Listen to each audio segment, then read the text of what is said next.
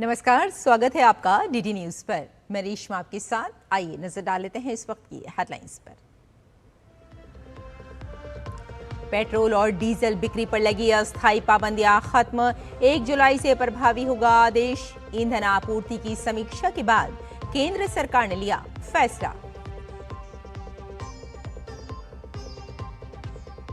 Infrastructure विकास को मिलेगा नया बल, केंद्रीय मंत्रिमंडल ने राष्ट्रीय निवेश और अवसंरचना कोष के लिए 30,000 करोड़ रुपए के अतिरिक्त निवेश को दी मंजूरी।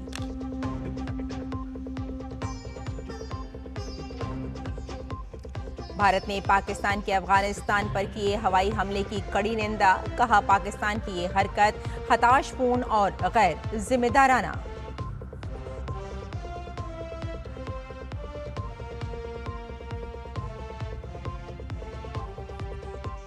पूर्वोत्तर में भारी बारिश का दौर, असम में बाढ़ से 45,000 से अधिक लोग प्रभावित।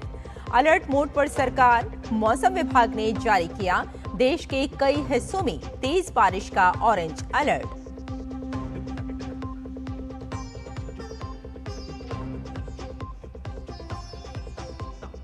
और फीफा वर्ल्ड कप में बड़ा उलटफेर, पैराग्वे ने जर्मनी को किया बाहर, वहीं ब्राजील ने जापान को हराकर बनाई अंतिम 16 में जगह।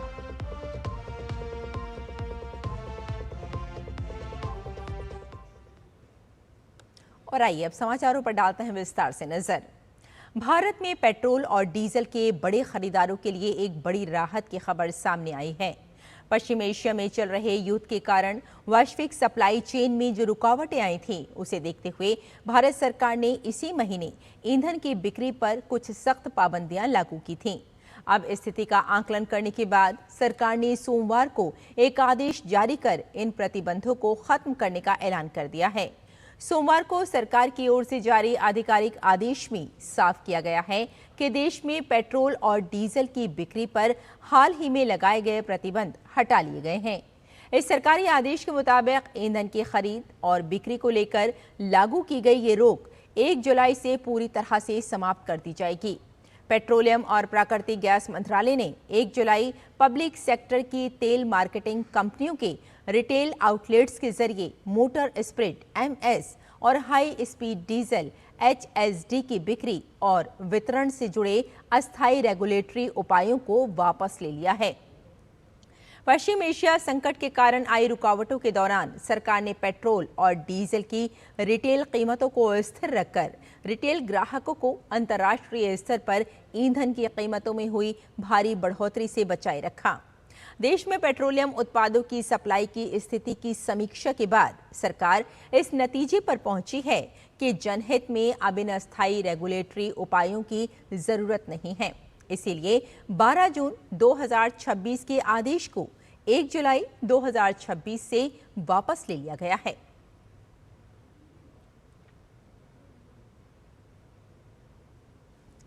और देश में बुनियादी ढांचे के विकास और निजी निवेश को बढ़ावा देने के लिए केंद्र सरकार ने एक बड़ा फैसला किया है।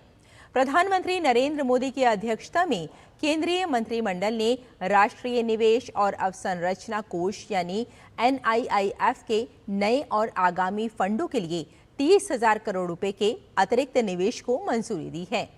इसके साथ ही NIIF में भारत सरकार की कुल निवेश प्रतिबद्धता बढ़कर 60,000 करोड़ रुपए हो गई।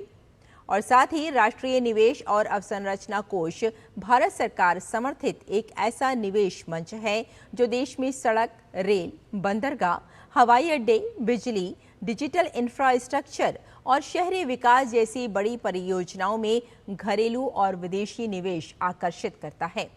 सरकार की हिस्सेदारी 49% है, जबकि बाकी पूंजी देश विदेश के बड़े संस्थागत निवेशकों से जुटाई जाती है।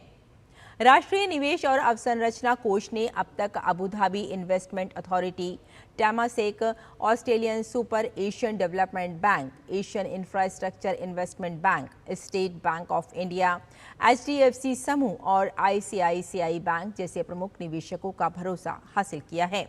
इससे भारत के इंफ्रास्ट्रक्चर क्षेत्र में वैश्विक निवेशकों का विश्वास भी मजबूत हुआ है। सरकार के मुताबिक नए निवेश का उपयोग राष्ट्रीय निवेश और अवसंरचना कोष के दूसरे इंफ्रास्ट्रक्चर फंड की स्थापना और नई निवेश योजनाओं के लिए किया जाएगा। इसके तहत परिवहन, ऊर्जा, डिजिटल इंफ्रास्ट्रक्चर, शहरी विकास और ई मोबिलिटी जैसे क्षेत्रों में बड़े निवेश की योजना है। सरकार का मानना है कि इस अतिरिक्त निवेश से निजी पूंजी को और बढ़ावा मिलेगा, आधुनिक बुनियादी ढांचे का तेजी से विकास होगा, प्रत्यक्ष और अप्रत्यक्ष रूप से रोजगार के नए अवसर पैदा होंगे और देश की आर्थिक विकास यात्रा को नई गति मिलेगी। ये पहल गति शक्ति, digital India, make in India और विकसित भारत 2047 जैसे राष्ट्रीय लक्ष्यों को भी मजबूती प्रदान करेगी। और रक्षा अनुसंधान एवं विकास संगठन यानी DRDO की परियोजनाओं में तेजी लाने के लिए सरकार ने बड़ा कदम उठाया है। रक्षा मंत्री राजनाथ सिंह ने delegation of financial powers to DRDO 2026 जारी किया। नई व्यवस्था के तहत DRDO के विभिन्न सत्रों पर वित्तीय अधिकार बढ़ाए गए हैं, जिससे अनुसंधान एवं विकास परियोजनाओं को मंजूरी देने और उन पर काम शुरू करने से कम समय लगेगा। परीक्षण, मूल्यांकन और ट्रायल अभियानों के लिए अलग से वित्तीय प्रावधान किए गए हैं। साथ ही उद्योग, स्टार्टअप, शैक्षणिक संस्थानों और अनुसंधान संगठनों के साथ साझेदारी को भी बढ़ावा मिलेगा। रक्षा मंत्री ने कहा कि नई व्यवस्था से स्वदेशी रक्षा तकनीकों के विकास में तेजी आएगी, आधुनिक सैन्य प्रणालियों को समय पर सशस्त्र बलों तक पहुंचाया जा सकेगा और आत्मनिर्भर भारत के लक्ष्य के साथ देश की रक्षा तैयारियां और मजबूत होंगी। मध्य प्रदेश ने हरित विकास की दिशा में एक बड़ा कदम उठाया है। मुख्यमंत्री डॉक्टर मोहन यादव ने केंद्रीय नवीन एवं नवीकरणीय ऊर्जा मंत्री प्रहलाद जोशी के साथ नीमच में 500 मेगावाट क्षमता वाले नीमच सोलर पार्क और 450 मेगावाट क्षमता वाले शाजापुर सोलर पार्क का लोकार्पण किया। इस मौके पर 1553.98 करोड़ रुपए की विभिन्न औद्योगिक इकाइयों एवं विकास कार्यों का भी भूमि पूजन और लोकार्पण किया। इन परियोजनाओं से प्रदेश में औद्योगिक निवेश को नई गति मिलने के साथ स्थानीय स्तर पर रोजगार के अवसर भी बढ़ेंगे। इन परियोजनाओं के पूर्ण होने के बाद मध्य प्रदेश देश के अग्रणी सौर ऊर्जा उत्पादक राज्यों में अपनी स्थिति और मजबूत करेगा तथा स्वच्छ ऊर्जा, पर्यावरण संरक्षण और सतत विकास के राष्ट्रीय लक्ष्यों को प्राप्त करने में महत्वपूर्ण योगदान देगा। इस अवसर पर मुख्यमंत्री ने नीमच जिले में करीब 160 करोड़ रुपए की लागत से 98 विकास कार्यों का लोकार्पण और भूमि पूजन भी किया। मध्य प्रदेश बहुत ही तेजी से एनर्जी में, रिन्यूएबल एनर्जी में आगे बढ़ रहा है। भारत सरकार सोलार पार्क जो प्राइम मिनिस्टर श्री मोदी जी ने विजुअलाइज किया था, तो उसके अनुसार इसमें सेंट्रल गवर्नमेंट का सब्सिडी भी मध्य प्रदेश सरकार को हमने रिलीज किया है। Morena solar plus battery, Morena solar park power जो है वो 440 मेगावाट का है। तो एक तो सोलार का 440 है, उसी के साथ ही साथ 1760 megawatt per hour battery storage है।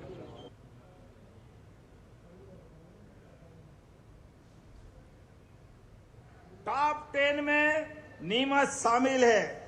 आज वास्तव में हमारे प्रदेश के अंदर एक नया स्वर्णिम इतिहास लिखा जाएगा, जिसके आधार पर प्रदेश को 2029 करोड़ की लागत से 3 सोलर इकाई के साथ लगभग 1554 करोड़ की लागत से साथ 38 औद्योगिक इकाई भी लगभग ये 3000 करोड़ से ज्यादा प्रकार की 3500 करोड़ की कितनी सारे काम हो रहे हैं। जब मैं नीमच की तरफ देखता हूं तो नीमच में औषधि संपदा, कृषि, उद्यमशीलता, अब ये ग्रीन एनर्जी के लिए भी जाना जाएगा।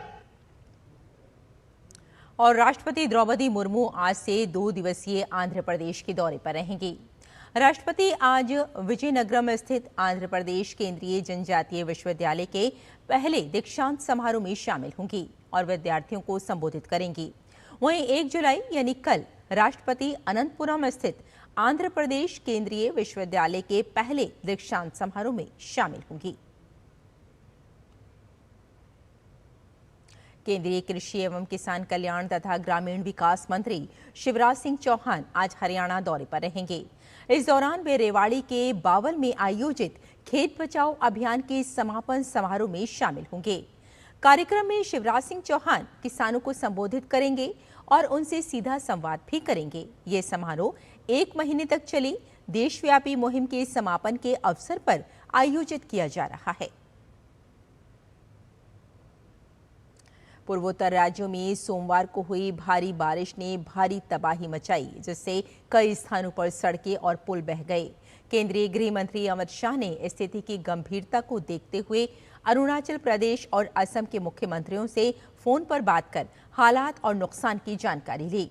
केंद्रीय गृह मंत्री अमित शाह ने राज्यों में भारी बारिश, अचानक आई बाढ़ तथा भूस्खलन से उत्पन्न स्थिति से निपटने के लिए केंद्र की ओर से हर संभव सहायता का आश्वासन दिया। अधिकारियों के अनुसार बातचीत के दौरान अमित शाह ने प्रभावित क्षेत्रों, नुकसान और लोगों को राहत पहुंचाने की तैयारियों की जानकारी ली। अरुणाचल प्रदेश के कम से कम 12 जिलों में जनजीवन प्रभावित हुआ है, जबकि असम में धेमाजी, लखीमपुर, बिस्वनाथ, डिब्रूगढ़, चिरांग, नलबाड़ी और बोंगाई गांव समेत कई जिले बाढ़ से प्रभावित हैं। राज्य आपदा प्रबंधन की ताज़ा रिपोर्ट के अनुसार 45,000 से अधिक लोग बाढ़ की चपेट में हैं। सबसे ज्यादा धेमाजी जिले में लोग प्रभावित हुए हैं। मौसम विज्ञान विभाग ने अगले 5 दिन के दौरान पूर्वोत्तर भारत तथा उप हिमालयी पश्चिम बंगाल और सिक्किम में भारी बारिश होने की संभावना जताई है। देश के अलग अलग हिस्सों में मौसम का दोहरा असर देखने को मिल रहा है। एक और पूर्वोत्तर राज्यों में लगातार हो रही भारी बारिश ने बाढ़ और भूस्खलन से जनजीवन अस्त व्यस्त कर दिया है। वहीं उत्तर भारत के कई राज्यों में भीषण गर्मी और लू का प्रकोप जारी है। मौसम विभाग ने आज देश के कई हिस्सों में तेज बारिश को लेकर ऑरेंज अलर्ट जारी किया है। पूर्वोत्तर राज्यों के साथ साथ पश्चिम बंगाल के तराई क्षेत्र, बिहार, कोंकण, गोवा, महाराष्ट्र, कर्नाटक, केरल और माहे के कुछ हिस्सों में भारी बारिश की संभावना जताई गई है। मौसम विभाग के अनुसार अगले 2 दिनों के दौरान ओडिशा, झारखंड, उत्तर प्रदेश, उत्तराखंड, मध्य प्रदेश, छत्तीसगढ़, तेलंगाना, तमिलनाडु, पुदुचेरी और कराईकल में भी तेज बारिश हो सकती है। जम्मू कश्मीर, पूर्वी राजस्थान, गुजरात, मराठवाड़ा, आंध्र प्रदेश और लक्षद्वीप में बिजली चमकने और तेज हवाओं की संभावना जताई गई है। वहीं दिल्ली, हरियाणा और चंडीगढ़ में आज लू चलने का अनुमान है। हालांकि आने वाले दिनों में उत्तर पश्चिम भारत के तापमान में 4 से 5 डिग्री सेल्सियस तक गिरावट आने की संभावना है। दिल्ली में आज आंशिक बादल रहेंगे और तापमान 39 से 41 डिग्री सेल्सियस के बीच रहने का अनुमान है।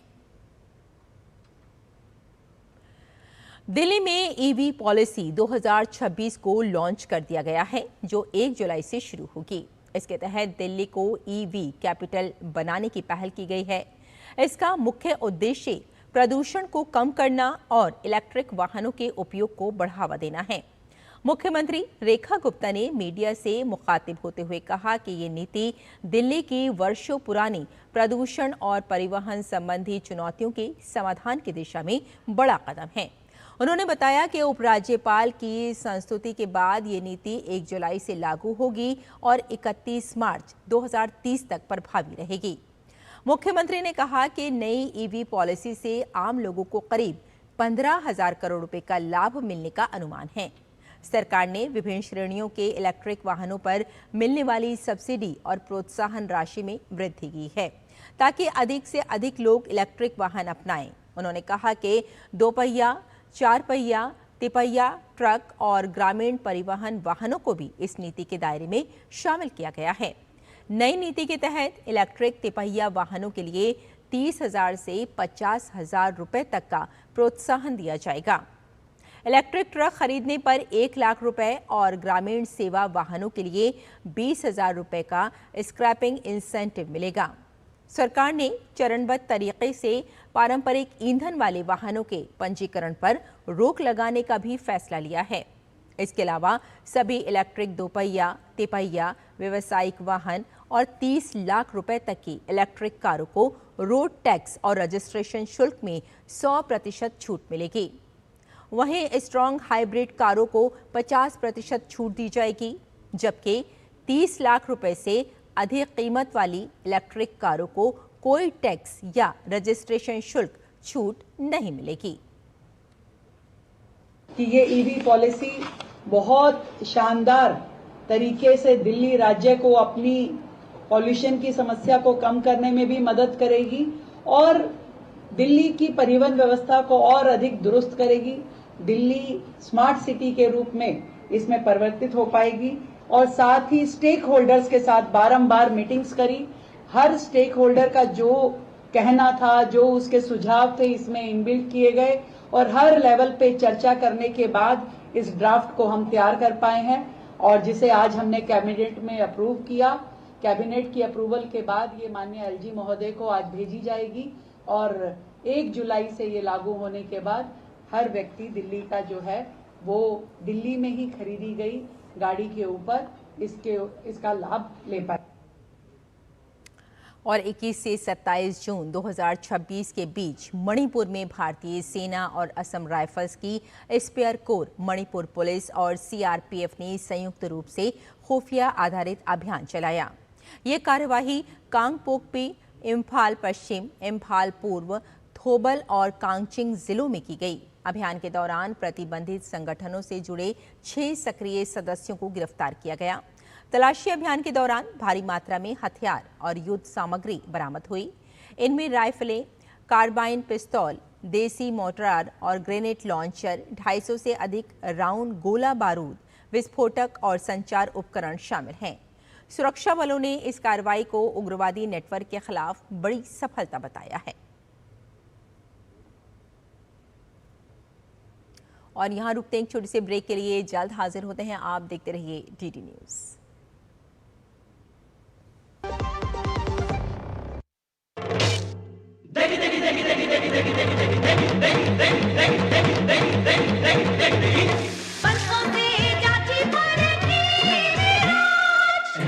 की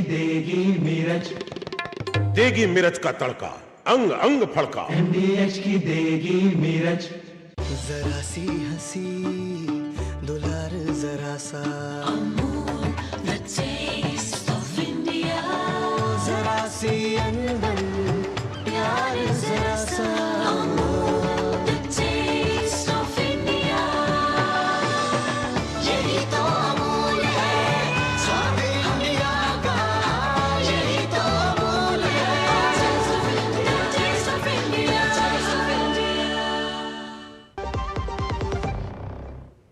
ब्रेक के बाद एक बार फिर आपका स्वागत है। आइए बुलेटिन में आगे बढ़ते हैं, कुछ और खबरें देखते हैं। पाकिस्तान की ओर से अफगानिस्तान में किए गए हवाई हमलों पर भारत ने बेहद कड़ा रुख अपनाया है। विदेश मंत्रालय ने इस हमले की सख्त लहजे में निंदा करते हुए इसे अफगानिस्तान की संप्रभुता पर सीधा हमला बताया है। भारत ने बयान जारी करके कहा कि महिलाओं और बच्चों समेत बेगुनाह नागरिकों की मौत का कारण बने ये हमले पूरे क्षेत्र की शांति के लिए बड़ा खतरा बन गए हैं। विदेश मंत्रालय ने पाकिस्तान पर तीखा निशाना साधते हुए कहा कि अपनी घरेलू नाकामियों से ध्यान भटकाने के लिए पड़ोसी देशों में हिंसा फैलाना पाकिस्तान की पुरानी आदत रही है। इस कूटनीतिक तनाव के बीच भारत ने साफ कर दिया है कि वह अफगानिस्तान की संप्रभुता और क्षेत्रीय अखंडता के साथ मजबूती से खड़ा है।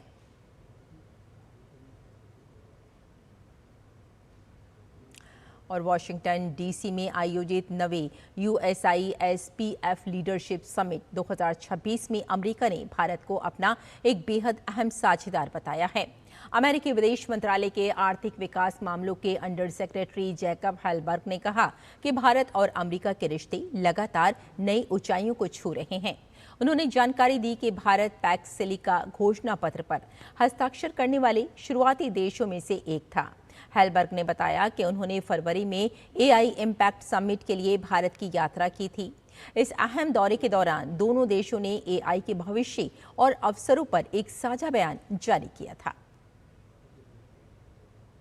For us, India is an incredibly important partner. It was an early signatory to the Pax Silica Declaration. I had the privilege of traveling to India back in February for the India's AI Impact Summit, where we not only marked India's accession to Pax Silica, but also published a joint statement on AI opportunity with India, which actually ended up shaping the statement that we co-signed with 35 countries last week at our second Pax Silica Summit. और America और Iran के बीच एक बार फिर कूटनीतिक हलचल तेज हो गई है। अमेरिकी राष्ट्रपति डोनाल्ड ट्रंप ने दावा किया है कि आज कतर की राजधानी दोहा में दोनों देशों के प्रतिनिधियों की अहम बैठक होगी, जिसमें ईरान के परमाणु कार्यक्रम सबसे बड़ा मुद्दा रहेगा। लेकिन ट्रंप के इस दावे के कुछ ही देर बाद ईरान ने साफ कह दिया कि अमेरिका के साथ इस सप्ताह कोई भी राजनीतिक या तकनीकी वार्ता तय नहीं है। ईरान का कहना है कि उसका प्रतिनिधिमंडल पहले से तय द्विपक्षीय समझौतों पर चर्चा के लिए कतर जा रहा है और उसका अमेरिकी अधिकारियों से कोई संबंध नहीं है। हाल ही में समुद्री तनाव और सैन्य टकराव के बाद आए इन विरोधाभासी बयानों ने नई कूटनीतिक अटकलों को जन्म दे दिया है। उधर वेनेजुएला में आए 2 शक्तिशाली भूकंपों में मृतकों की संख्या 1700 का आंकड़ा पार कर गई है। देश की नेशनल असेंबली के प्रेसिडेंट जॉर्ज रॉड्रिगेज ने जानकारी देते हुए बताया कि 1719 लोगों की मौत की पुष्टि हो चुकी है, जबकि 30 देशों की बचाव टीमें मलबे में फंसे लोगों की तलाश में जुटी हैं। राहत और बचाव अभियान कार्य युद्ध स्तर पर जारी है। ला ग्वाइरा में बचाव दल ने 21 वर्षीय आरोन लेवी कैंटिलो को 106 घंटे के बाद मलबे से जीवित बाहर निकाला। करीब 43 घंटे तक चले रेस्क्यू ऑपरेशन के बाद उन्हें स्ट्रेचर पर एम्बुलेंस तक ले जाया गया। प्रभावित क्षेत्रों में क्षतिग्रस्त मकानों का आकलन किया जा रहा है और विस्थापित लोगों के लिए अस्थायी शिविर तथा नए आवास तैयार किए जा रहे हैं। इस बीच राजधानी कराकस में 4.6 तीव्रता का आफ्टर शॉक महसूस किए गए। हालांकि किसी नए नुकसान की सूचना नहीं है। अधिकारियों के अनुसार प्रभावित राज्य ला ग्वाइरा में बिजली सेवा पूरी तरह से बहाल कर दी गई है। और अब खबरें फुटबॉल विश्व कप से जुड़ी हुई।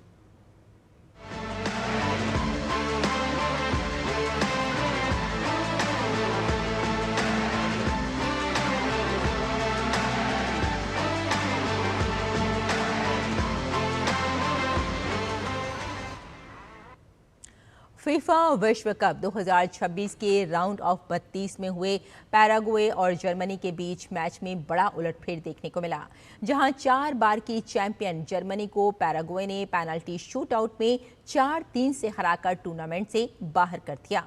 मुकाबले में पैराग्वे के लिए जूलियो एनासिसो ने पहले हाफ में गोल किया, जबकि जर्मनी की ओर से काई हैवर्ट्ज ने दूसरे हाफ में बराबरी दिलाई। अतिरिक्त समय में जर्मनी का एक गोल VAR के जरिए रद्द कर दिया गया। शूटआउट में गोलकीपर आर्लेंडो के शानदार प्रदर्शन ने पैराग्वे को अंतिम 16 में जगह दिलाई। और फीफा विश्व कप 2026 के राउंड ऑफ 32 में खेले गए मुकाबले में ब्राजील ने जापान को 2-1 से हराकर अंतिम 16 में प्रवेश कर लिया। इंजरी टाइम के 5वें मिनट में गैब्रियल मार्टिनेली ने विजय गोल कर ब्राजील को जीत दिलाई। इस जीत के साथ 5 बार की विश्व चैंपियन ब्राजील ने अंतिम 16 में जगह पक्की कर ली।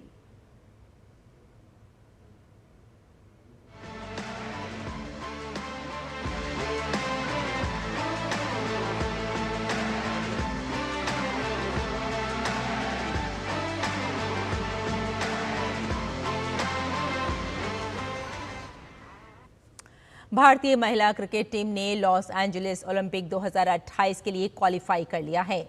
आईसीसी और अंतर्राष्ट्रीय ओलंपिक समिति द्वारा घोषित क्वालिफिकेशन के तहत भारत ने एशिया की सर्वोच्च पात्र टीम के रूप में ओलंपिक का टिकट हासिल किया। मौजूदा आईसीसी महिला T20 विश्व कप के प्रदर्शन के आधार पर ऑस्ट्रेलिया, ग्रेट ब्रिटेन, दक्षिण अफ्रीका और भारत ने सीधे तौर पर लॉस एंजलिस ओलंपिक में जगह बनाई। लॉस एंजलिस ओलंपिक में महिला T20 क्रिकेट प्रतियोगिता में कुल 6 टीमें हिस्सा लेंगी। शेष 2 स्थानों का फैसला 2027 में होने वाले आईसीसी ओलंपिक क्वालिफायर और निर्धारित रैंकिंग प्रक्रिया के आधार पर होगा। तो इस बुलेटिन में फिलहाल इतना ही, लेकिन डीडी न्यूज पर खबरों का सिलसिला जारी रहेगा। फिलहाल अनुमति दें। नमस्कार।